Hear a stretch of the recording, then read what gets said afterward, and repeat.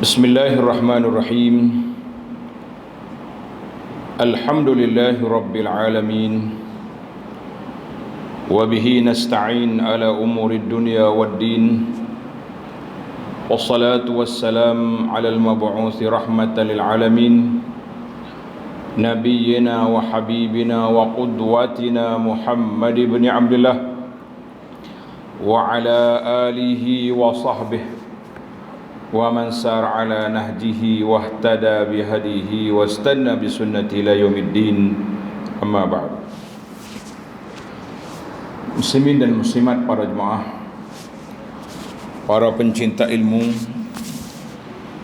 Assalamualaikum warahmatullahi wabarakatuh. Alhamdulillah, syukur kita kepada Allah Azza wa Jalla pada hari ini 11 Safar 1445 bersamaan dengan 28/8/23, kita teruskan pengajian kita dalam kitab Bahrul Madhi jilid yang kedua, Babul Azan, bab azan. Bagi jemaah yang ada kitab, muka surat 86 ataupun masalah yang ke 180. Masalah 180. Babu ma yaquluhu ar-rajulu idza azzana al-muazzinu min ad-du'a. Bab barang yang diucap oleh seorang apabila bang oleh tukang bang daripada doa. Ini bahasa lama dia, senang. Maknanya jawab senang ya. Bahasa pendeknya, bab doa yang dibaca apabila terdengar azan. Bila kita dengar azan, kita apa yang kita nak baca? Dalam hadis yang lepas, hadis nombor 50, hayatul hadis an Abi Sa'id qala Rasulullah sallallahu alaihi wasallam, idza sami'tumun nida faqulu mithla ma yaqulul muazzin. Apabila kamu dengar azan, kamu ikut kata seperti muazzin kata. Kita ikut, kecuali hayy alataini, kecuali ketika hayya 'ala salah, hayya 'alal falah. Kemudian sambungan pada hadis yang ke-52, ketahui olehmu wahai saudaraku, ketahui olehmu wahai saudaraku, inilah satu ucapan Nabi sallallahu alaihi wasallam yang besar faedahnya bagi menghapuskan dosa atau mencapai beberapa banyak pahala manakala diucap akan dia ketika mendengar azan. Bila muazzin ataupun tukang bang kata asyhadu an la ilaha illallah wa asyhadu anna muhammadar rasulullah, maka ucaplah ketika itu. Bila muazzin sudah wa asyhadu anna muhammadar rasulullah, maka kita kena ucap ketika itu apa dia? Wa ana asyhadu an la ilaha illallah wahdahu la syarikalah wa anna muhammadan abduhu wa rasuluh, raditu billahi rabba wa bil islami, raditu billahi rabba wa bi muhammadin sallallahu alaihi wasallam rasula wa bil islami dina. Yang ni jarang kita kata kalau kita tak belajar ataupun kita terlupa, tak ingat nak kata sini. Biasa setakat asyhadu anna muhammadullah kata, tapi doa ni jarang. Jadi insya-Allah dengan kita belajar ni, mudah-mudahan kita dapat beramal dengan sunnah yang mulia, sunnah yang besar ini, insya-Allah. Maka Nabi kita Muhammad sallallahu alaihi wasallam menyuruh ucapkan yang demikian itu sebagaimana yang tersebut dalam hadis yang telah dikeluarkan oleh Imam Tirmizi, demikian bunyinya. Tengok hadis nombor 52. An Sa'd bin Abi Waqqas radhiyallahu anhu an Rasulillah sallallahu alaihi wasallam qala man qala hina tengok dia ambil pendek-pendek, kita ikut kitab pendek-pendek terjemahan. Diriwayatkan daripada Sa'ad bin Abi Waqqas radhiyallahu anhu daripada Rasulullah sallallahu alaihi wasallam, baginda bersabda, "Man qala hina yasma'ul muazzin," barang siapa mengucap ketika ia mendengar akan tukang bang mengucap, "Asyhadu an la ilaha illallah." Jadi bila kita dengar dalam bangnya dan orang yang mendengar pun kata, kita kata apa? "Wa ana asyhadu an la ilaha illallah wahdahu la syarikalah wa anna Muhammadan abduhu wa rasuluh. Raditu billahi rabba wa bi Muhammadin sallallahu alaihi wasallam rasula wa bil islami dina." Artinya, bila kita dengar muazzin kata asyhadu an la ilaha illallah wa asyhadu anna Muhammad rasulullah, kita pun jawab lepas pada tu, bahawa aku naik saksi bahawasanya tiada Tuhan yang berhak disembah melainkan Allah semata-mata, yang esa semata-mata, tiada sekutu baginya, dan bahawasanya Muhammad itu hambanya dan pesuruhnya. Suka aku dengan Allah itu sebagai pada ketuhanannya, dan dengan Muhammad sallallahu alaihi wasallam itu pada pesuruhnya, dan dengan Islam itu pada agamanya. Jadi bila kita jawab ni, apa kita dapat? Tengok kita. Ghufira lahu zambuh. Ghufira lahu zambuhu, nascaya diampunkan akan dosa-dosanya. Mana dosanya akan diampunkan oleh Allah Azza wa Jalla. Dosa dia akan diampunkan oleh Allah Azza wa Jalla. Kata Abu Isa, bermula hadis ini hadis hasan lagi gharib, tiada kami ketahui akan dia melainkan daripada hadis Lais bin Sa'ad daripada Hakim bin Abdullah bin Qais. Tapi alhamdulillah para pelajar tambah itu, hadis ini rawahu Muslim. Rawahu Muslim. Mana hadis bacaan ini jelas sahih. Masalah 181, ucapan orang yang mendengar bang dan maknanya. Kita akan belajar biar kita tahu makna, kita lebih semangat untuk beramal dengannya insya-Allah. Lebih bersemangat untuk beramal dengannya insya-Allah. Wahai saudaraku, telah lalu dalam masalah 180 itu bahawasanya hadis menerangkan bahawa diampun dosa orang yang mengucap ucapan yang disuruh Nabi itu. Siapa dia ikut muazzin, kita baca doa ni, diampunkan dosa. Maka sekarang hendak menerangkan makna dan mafhum ucapan itu. Jadi kita pun nak tahu, kita ucap ni kalau tak tahu makna, kita pun tak rugi juga. Jadi apakah makna dia? Katanya, wa ana asyhadu an la ilaha illallah, artinya dan aku pun seperti kamu juga.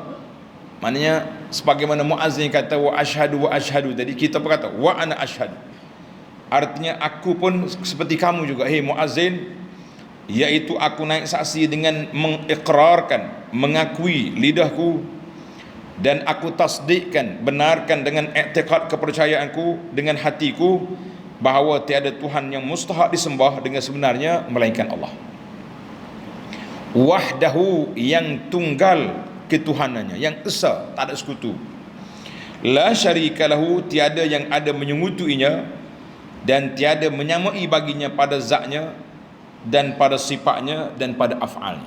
Maknanya Allah Ta'ala ni tidak ada sekutu dalam af'al, perbuatan dia, zatnya dan sifatnya. Wa anna Muhammadan abduhu, lebih dahulu dan aku naik saksi bahawasanya Nabi Muhammad sallallahu alaihi wasallam itu hambanya. Kenapa Nabi ajar kita kata abduhu? Maka disebutkan abduhu lebih dahulu daripada rasuluh.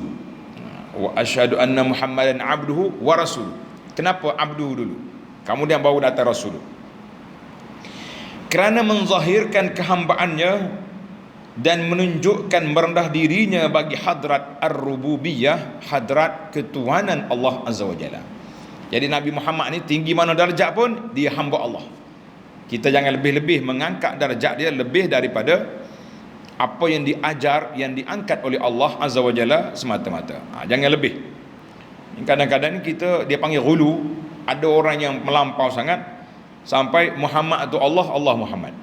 Jangan ukur. Ini ajaran sesat, ajaran batiniah yang cukup berbahaya kalau kita jumpa benda lagu ni. Wa rasuluhu, dan bahawasanya Nabi Muhammad sallallahu alaihi wasallam itu pesuruhnya. Maka disebutkan wa rasuluhu di sini kerana menzahir dan mengkhabarkan nikmat Tuhan kepadanya, yakni tahaddasna bin ni'mati, kita kata menyebut nikmat Allah kepada Nabi sallallahu alaihi wasallam. Dia seorang hamba dan dia juga seorang rasul, utusan Allah kepada umat ini, kepada seluruh alam ini. Raditu billahi rabba, artinya redalah aku akan dan suka aku dengan Allah. Makna kita reda Allah itu pada ketuhanannya, dia sebagai Tuhan kita, pada sekalian qada dan qadarnya, segala ketentuan yang Allah beri pada kita, kita reda. Allah beri kita sihat, syukur, alhamdulillah. Allah uji kita sakit, kita sabar, alhamdulillah. Maknanya reda kita dengan ketentuan Allah Azza wa Jalla. Jangan duk mengamuk, jangan duk marah, kenapa Tuhan buat aku gini, lah. Itu maknanya raditu billahi rabba. Atau bermakna sukalah aku akan Allah itu hal keadaannya yang mengasuhi. Allah Ta'ala didik kita, dan yang memiliki, dan yang memimpin, dan yang memberi yang terbaik kepada kita.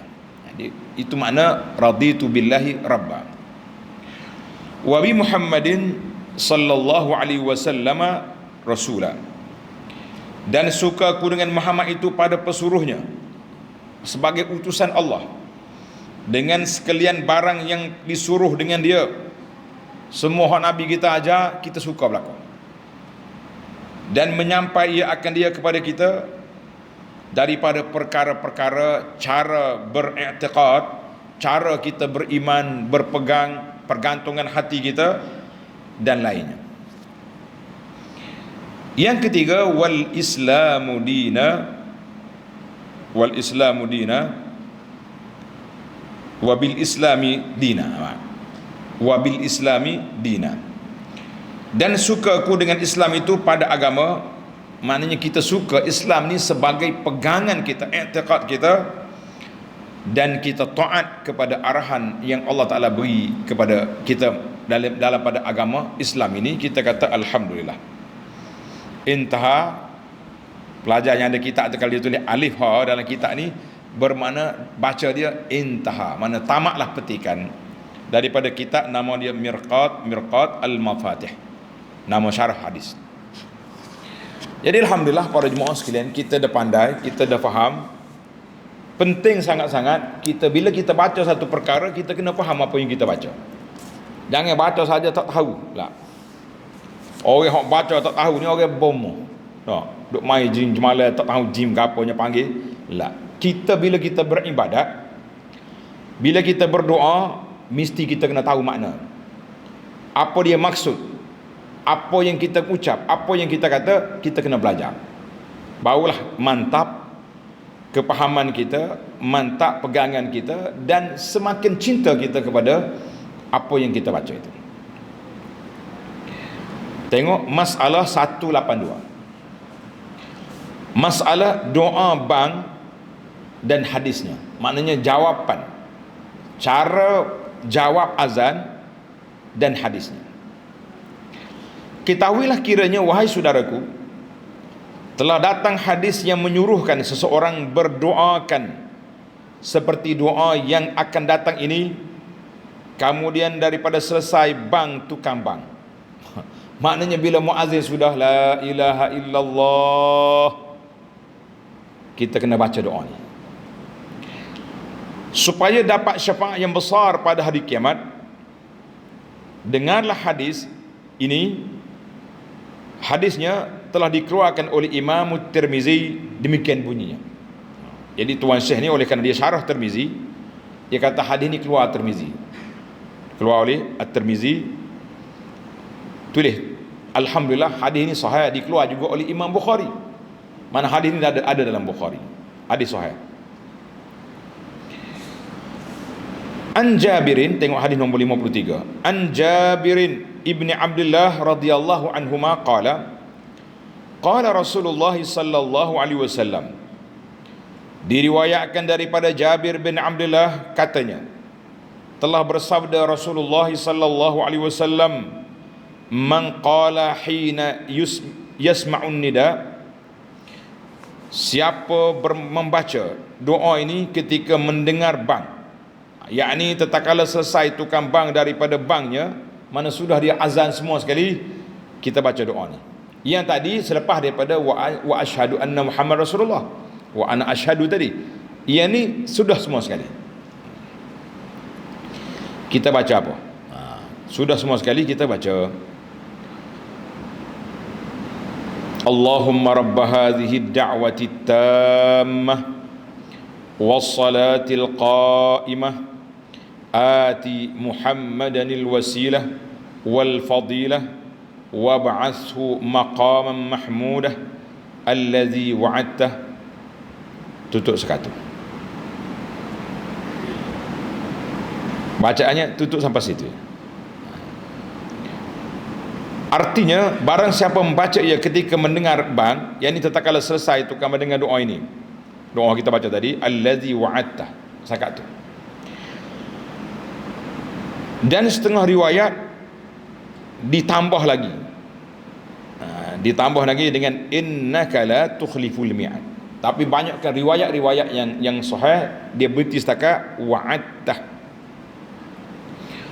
Artinya tengok terjemahan dia, wahai Tuhanku, wahai Tuhan, ini seruan yang sempurna ini, dan sembahyang yang berkekalan, berilah akan Nabi kami Muhammad sallallahu alaihi wasallam itu martabat dan kelebihan, dan utuskan dia akan makam yang dipuji, yang telah engkau janjikan dia.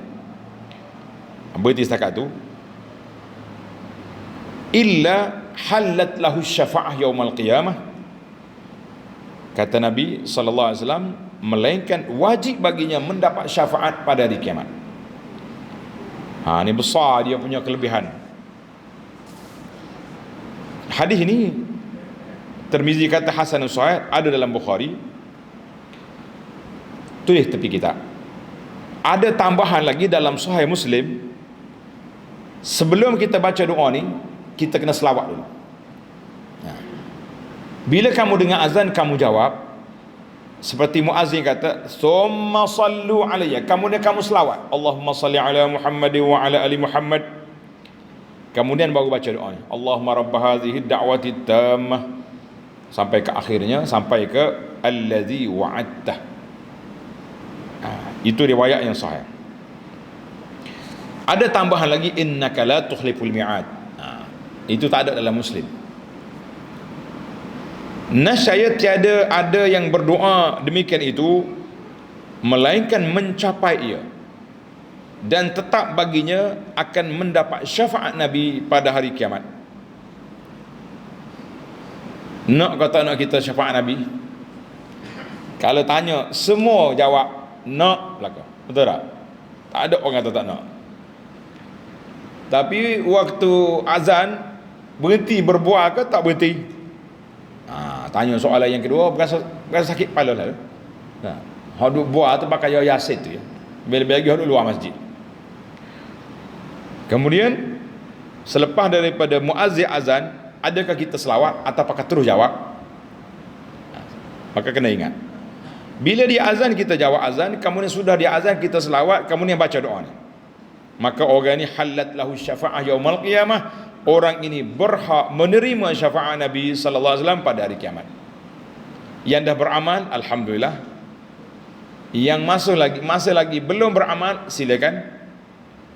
Yang separuh-paruh, istiqamah insya-Allah. Kata Abu Isa, bermula hadis Jabir ini hadis hasan lagi sahih, dan telah dikeluarkan akan dia oleh Imamul Bukhari dalam sahihnya pada bab ad-du'a indan nida, doa ketika azan. Alhamdulillah, doa azan ni sahih. Jadi format dia seperti anda sebut tadi. Tengok masalah yang ke-183, Doa bang dan maknanya. Mari kita belajar apa dia maksud doa azan. Wahai saudaraku yang berdoa itu, segialah tahu ia apakah yang didoanya, membaca apa dia maksud dia, dan yang dipintanya kepada Allah itu apa. Maka di sini dapatlah diketahui akan maksud doa dalam masalah 182 itu dengan demikian ini. Tuan Syekh akan tafsir satu-satu. Allahumma rabba hadhihi ad-da'wati tammah. Artinya, wahai Tuhanku, wahai Tuhan, ini seruan ini lafaz-lafaz yang 17 kalimah. Azan tu ada 17 kalimah yang sempurna, yakni seruan yang tiada diubah dan ditukar sampai kiamat. Jadi ingat boleh, azan ni lafaz tauqifi yang diajar, yang diikrar, yang diakui oleh Nabi sallallahu alaihi wasallam kepada para sahabat. Jangan kita ubah-ubah azan. Di setengah orang dia ubah azan, jangan. Ataupun yakni seruan bang yang mengandungi aqaid. Tulis pelajar, aqaid mana simpulan iman yang sempurna. Wassalatil qaimah, dan sembahyang yang akan didirikan atau sembahyang yang berkekalan, yang tiada mengubahkan dia oleh agama lain dan tiada menghapuskan dia oleh barang mana syariat. Mana Quran ini berterusan sampai hari kiamat. Solat ini berterusan sampai hari kiamat. Sama ada orang solat ke tak solat, cerita lain. Mu tak solat mempunyai pasal. Tapi syariat ini tidak dimansuhkan, tak pernah dibatalkan hukum kewajipannya. Ati Muhammadanil wasilata wal fadilah, beri olehmu ya Allah akan Nabi Muhammad sallallahu alaihi wasallam itu akan martabat, kedudukan yang tinggi dalam syurga, dan kelebihan yang tiada berkesudahan darajatnya, masyhur di atas lidah makhluk. Mana semua orang akan puji Nabi sallallahu alaihi wasallam di dunia dan di akhirat. Wa ba'athu maqaman mahmuda, dan utuskanlah, bangkitkanlah olehmu baginya akan maqam, kedudukan yang dipuji akan dia oleh umat-umat, orang-orang yang dahulu dan orang yang kemudian, yang ialah maqam syafa'atul uzma, maknanya maqam syafaat yang tertinggi. Alladhi wa'adtah, yang telah engkau janjikan dia, sebagaimana yang tersebut dalam Al-Quranul Karim. Allah Ta'ala sebut dalam Al-Quran, wa asa an yab'athaka rabbuka maqaman mahmuda. Artinya mudah-mudahan bahawa membangunkan, mana Allah Ta'ala bangkit pada hari kiamat esok, akan engkau oleh Tuhan kau akan satu maqam, kedudukan yang dipuji akan dia oleh sekalian makhluk, oleh sekalian makhluk, dan makam yang terbilang mulianya atas sekalian makhluk. Ayat ini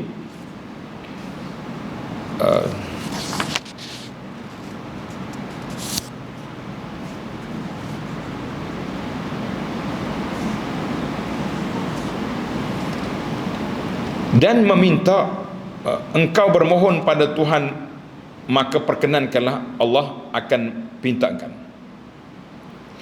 dan meminta syafaat makhluk, maka engkau syafaat akan dia. Tiadalah ada seorang di pada mahsyar melainkan di bawah bendera Nabi sallallahu alaihi wasallam. Semua orang pada mahsyar esok duduk di bawah mana? Di bawah bendera Nabi kita Muhammad sallallahu alaihi wasallam. Kita kata alhamdulillah, itulah yang kita nak, yang kita cari sekarang ni apa dia? Iaitu syafaat Nabi sallallahu alaihi wasallam. Maka sabda Nabi sallallahu alaihi wasallam, siapa yang mengucapkan doa ini, siapa dia baca doa lepas azan ini, illa halat lahu syafa'ah yaumal qiyamah, artinya melainkan wajib dan tetap bagi yang membacanya syafaat pada hari kiamat. Allahumma ja'alna minhum ya Rabb. Ya Allah, jadikan kami orang yang layak menerima syafaat Nabi sallallahu alaihi wasallam pada hari kiamat. Ialah syafaat yang munasabah bagi tiap-tiap siapa yang membacanya, seperti syafaatnya pada mengurangkan segala dosanya, atau pada memasukkan ke dalam syurga dengan tiada hisab, atau meninggikan darjat. Jadi dalam ulama Ahlus Sunnah menyenaraikan syafaat Nabi sallallahu alaihi wasallam, syafaat ni ada 8 kategori. 8 kategori. Dia panggil yang paling besar sekali asy-syafa'atul uzma, syafaat yang tertinggi menyelesaikan masalah umat pada hari kiamat. Kemudian syafaat dia, orang masuk syurga dah, nak naik darjat tinggi lagi. Syafaat Nabi juga, orang beriman duduk di neraka, minta nak keluar daripada neraka. Tapi syarat dia orang beriman. Kalau tak beriman, tidak boleh. Alhamdulillah. Kita berpindah kepada masalah yang keempat. Makam yang terpuji itu, apakah maqaman mahmuda, makam yang terpuji bagi Nabi kita Muhammad sallallahu alaihi wasallam? Wahai saudaraku, telah lalu dalam masalah 183 itu menyebutkan makam yang terpuji bagi Nabi Muhammad sallallahu alaihi wasallam itu, iaitulah makam syafaat yang besar daripadanya kepada sekalian manusia di akhirat. Nabi kita akan selesaikan isu manusia pada hari kiamat, iaitu sebagaimana datang hadisnya dikeluar oleh Imam Tirmizi dalam abwabu sifatil qiyamah, dalam bab yang menyebut tentang sifat hari kiamat. Katanya diriwayatkan daripada Abi Hurairah radhiyallahu anhu, kemudian daripada Nabi sudah makan lalu sebedanya. Cerita dia panjang, tapi kita tak boleh nak panjangkan lah, kita ringkaskan. Satu hari Nabi kita makan, dia makan daging, tiba-tiba Nabi kita berhenti makan. Nabi mengatakan, ana sayyidu waladi Adam yaumal qiyamati, aku penghulu sekalian manusia pada hari kiamat. Aku penghulu manusia pada hari kiamat. Adakah kamu sekalian ketahui kerana apa yang demikian itu? Mu tahu ke tak sebab apa aku boleh jadi penghulu di akhirat? Kenapa? Iaitu menghimpun Allah Ta'ala akan sekalian makhluk dahulunya dan yang di kemudiannya di bumi yang satu. Allah Ta'ala kumpul semua daripada zaman Nabi Adam sampai hari kiamat di ardil mahsyar, tempat perhimpunan. Maka didengar akan mereka itu seruan dengan suara, dan lulus akan mereka itu oleh penglihatan, nampak, tengok keadaannya, dan hampir mereka itu oleh matahari. Allahu Akbar. Matahari dekatnya kepala, mengikut amalan masing-masing. Ada hak duduk atas kepala, ada hak jauh sikit, ada duduk bawah bayangan, kita kata selamat. Kita minta berdoa pada Allah SWT agar kita duduk di bawah bayangan yang tidak kena panas pada hari kiamat. Maka sehabis-habislah orang haru biru dan bala yang tiada tertanggung oleh sekalian. Maknanya huru-hara manusia itu besar, berlagak jujuk sana, belagak sini, tak tahu nak gimana. Hingga kata setengah pada setengahnya, sebahagian masyarakat bercakap sama dia, mengapa kamu semua berderita, kenapa kita duk mendam rasa lagu ni, tak tahu nak buat apa ni? Tidakkah kamu semua lihat betapa adanya yang telah sampai kepada kita huru-hara ini? Berat dah huru-hara ni, kenapa kita tak usahakan cari penyelamat? Cobalah pergi kepada siapa orang yang syafaatkan sekalian kamu kepada Tuhan. Boleh tak kalau kita pergi cari siapa yang boleh bantu kita menyelesaikan masalah yang berat pada hari ini? Siapa boleh bantu? Sahut setengah bagi setengah, mana jawab hak lain pula, pergi kamu kepada Nabi Adam AS. Tak. Letak nombor satu, kita kena pergi jumpa siapa? Nabi Adam. Sebab apa Nabi Adam? Dia makhluk yang pertama, orang yang pertama keluar ke atas dunia. Kita cari Adam dulu. Tulis nombor satu, Adam.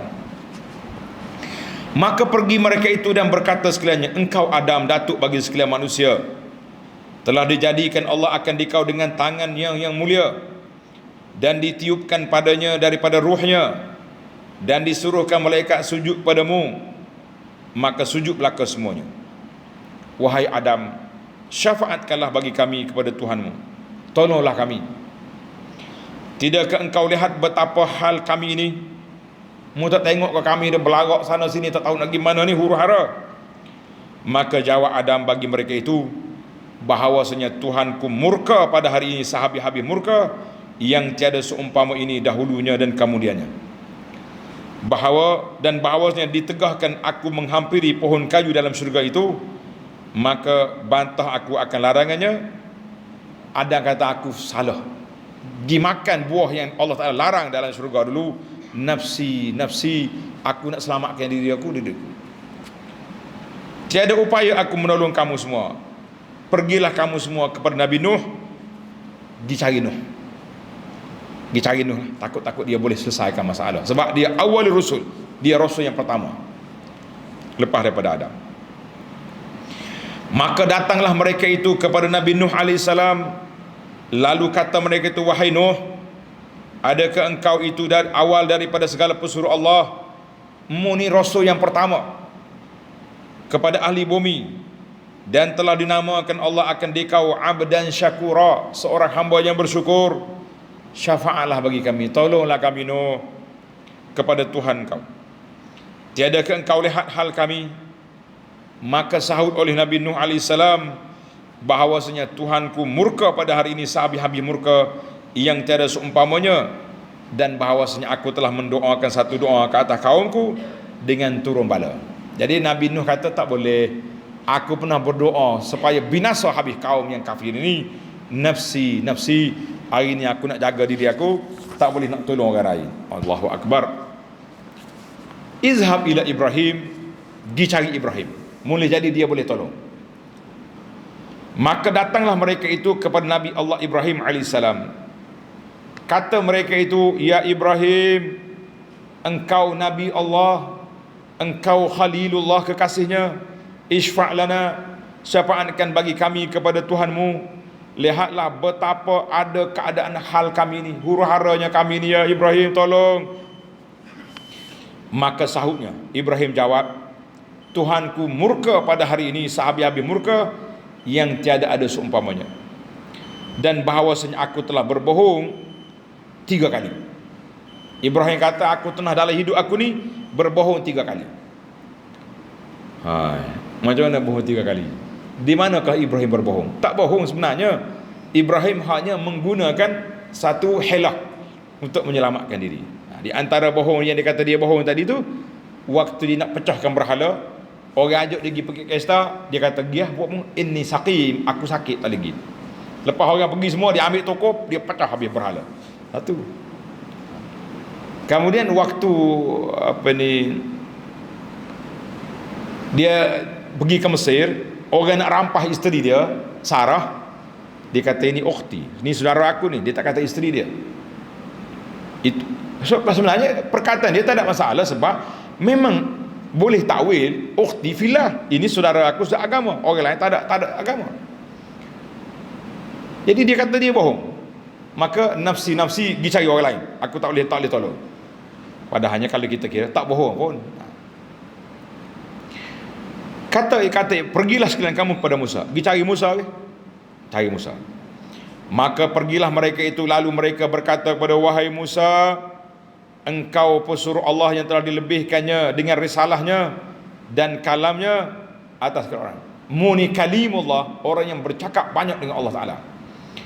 Isfa' lana, syafaatlah kami kepada Tuhan kau. Lihatlah betapa ada keadaan kami, susahnya kami ni Musa, tolong. Maka sahutnya Musa pun jawab, bahawasanya Tuhanku marah pada hari ini sehabis-habis marah yang tiada seumpamanya, dan sesungguhnya aku telah bunuh seorang yang tiada disuruh untuk bunuhnya. Ingat tak waktu Nabi Musa berjalan dulu, dia jumpa 2 orang duduk kelahi kebeti dengan Bani Israel. Nabi Musa tumbuk kebeti mati. Dia bukan nak tumbuk pun, dia bukan nak mati, dia tumbuk je.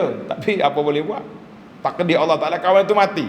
Maka Musa anggap itu satu dosa, sebab dia bunuh orang tanpa hak, walaupun dia tidak berniat untuk membunuh. Allah, Musa kata tak lagi, tak boleh. Nafsi, aku nak selamatkan diri aku hari ini. Maka pergilah sekalian kamu kepada Isa AS. Dicari Isa. Maka pergilah mereka itu, lalu kata semuanya, wahai Isa, engkau pesuruh Allah dan kalimahnya jadi campakkannya kepada Maryam, dan ruh daripadanya, dengan bercakap engkau akan orang dalam andul, dalam buayan. Mana mu ni Isa banyak kelebihan. Bercakap waktu baby lagi bercakap. Allah Ta'ala buat tanpa bapa. Banyak kelebihan. Syafaatlah kami kepada Tuhan kau. Lihatlah hal kami betapa huru-haranya. Maka jawab Nabi Isa AS bahawa Tuhanku murka pada hari ini sehabi-habi murka yang tiada bandingnya. Isa kata, nafsi nafsi, aku tak boleh tolong. Aku nak selamat diri aku. Pergilah sekalian kamu kepada Muhammad sallallahu alaihi wasallam. Dicari Muhammad.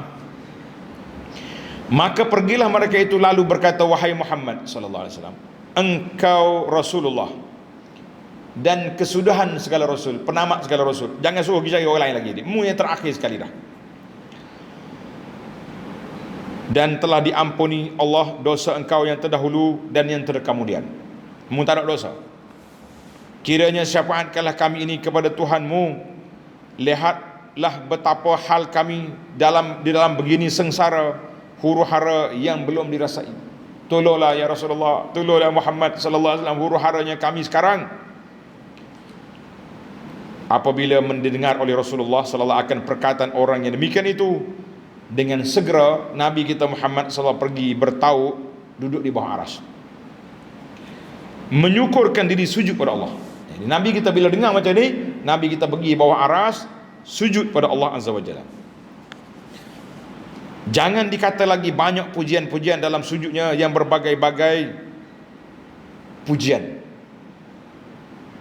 membesarkan Allah Azza wa Jalla, yang Allah Ta'ala ilhamkan kepada Nabi supaya ucap dengan ucapan itu. Sebenarnya telah dibuka oleh Allah akan hati Nabi Muhammad SAW itu memuji dengan sehabis-habis baik pujian yang belum ada pernah sepertinya dahulunya. Kemudian kata dengar suara Allah Ta'ala berfirman, ya Muhammad, irfa' ra'sak, angkat kepalamu dari sujud, angkat kepalamu dari sujud. Wasal tu'ta, minta, mu nak minta apa hari ini akan diberi. Washfa' tu syafa', berilah pertolongan, Allah Ta'ala izinkan. Allahu Akbar.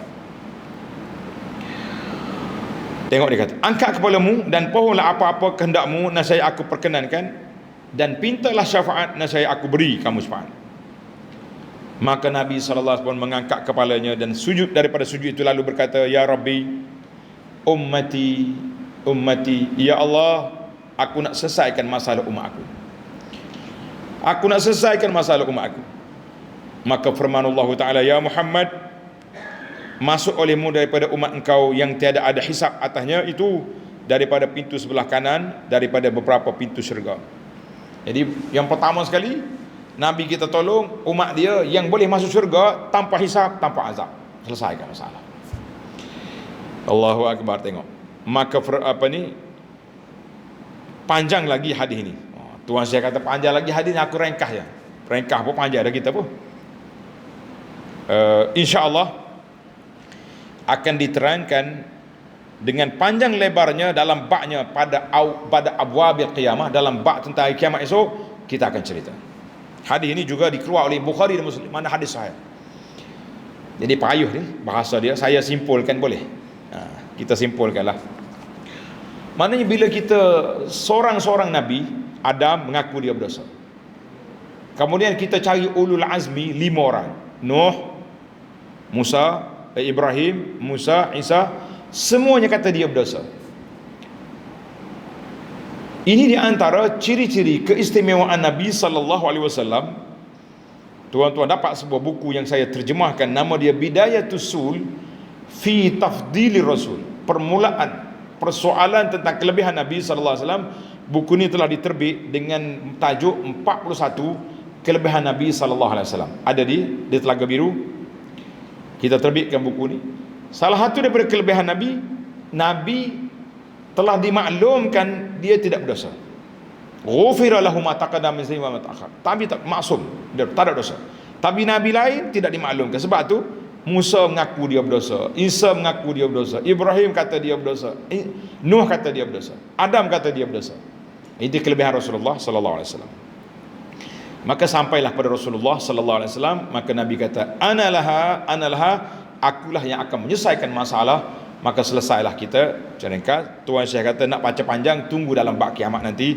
Insya-Allah kalau kita panjang umur sampailah kita di sana. Kalau kita rasa nak cepat, tuan-tuan boleh tengoklah kuliah-kuliah ana dalam YouTube, cari syafaat Nabi sallallahu alaihi wasallam. Kita banyak dah mengajar kita mesti ke hadis ada. Dalam kita beriman kepada Rasul sallallahu alaihi wasallam ada banyak dah kitab yang kita ajar tentang syafaat Nabi sallallahu alaihi wasallam.